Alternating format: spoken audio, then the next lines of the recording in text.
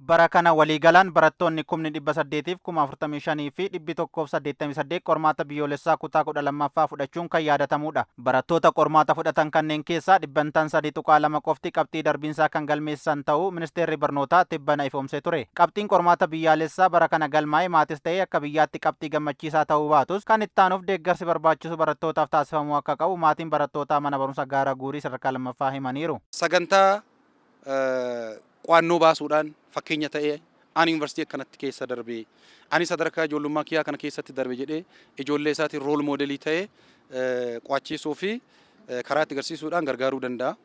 Meeshaa deeggarsa barnootaa kitaabilee wabiidhaa bituudhaan akka qo'atan godhuudhaan cimsuu ni danda'a, deeggaruu ni danda'a. Maatiin duruma dhala isaatti hin laafu amma danda'ame akka danda'ame dhala isaan deeggaraa karaa maraa ta'een hin deeggaraa.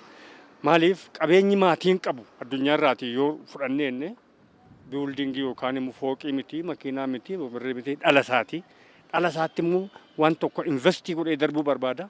Kanaaf kanaan olitti gadda barana gaddame kana keessa akka hin galamneef jecha maatiin itti xiyyeeffatee, itti kutatee, dhala isaa gorfatee, dhala isaa barsiifatee, dhala isaa qo'achiifatee itti deemuu qaban jedha. Ministeerri barnootaa fi biiroon barnoota magaalaa Finfinnee waliin ta'uun galtee barbaachisu barattootaaf yoo dhihaate barattoonni qabxii fooyya'aa akka galmeessaniif kan gargaaru ta'uu dura bu'aan mana barumsaa Gaara Guurii sadarkaa lammaffaa himaniiru. Maatiin barattootaa, barsiisota, hooggansii fi barataan waliin mari'atee waliigaltee tokkorra ga'ee qabxiin waggaa darbe kun akka nurratti hin deebisneef deebi'een dhufneef ammumarraa akka hojjechuu qabnu kallattii kan nutti agarsiisudha jechuudha. Kitaabonni sirna barnoota haarawaatiin maxxanfaman yeroodhaan barattoota bira waan hin dhaqqabneef qabxiin bara kana galmaa'ee irratti dhiibbaa qabaachuu fi kan yeroo itti aanuuf barattootaaf deeggarsi barbaachisu kennamuu fi akka qabu barsiisonni mana barumsa Gaara Guurii sadarkaa lammaffaa himaniiru. Tiitoraaliin barattootaaf kennamu ni jira. Isa kanatti haala gaariidhaan fayyadamuu qaba.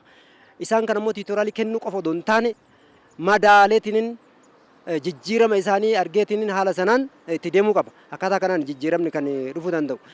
Akka barsiisaa tokkotti gahee nurraa eegamu waan nutti mul'isudha jechuudha. Gahee nurraa eegamu kana cimnee barattaa nutti maal goona ta'edhu itti jechuuf kallattii nuu kennee nu agarsiiseera jedhanii yaada. Barattoonni qormaata fuulduratti jiruuf ammumarraaf qopheessuun xiyyeeffannoo barbaachisu barnootaaf kennuu akka qaban barattoonni mana barumsa Gaara Guurii sadarkaa lammaffaa himaniiru.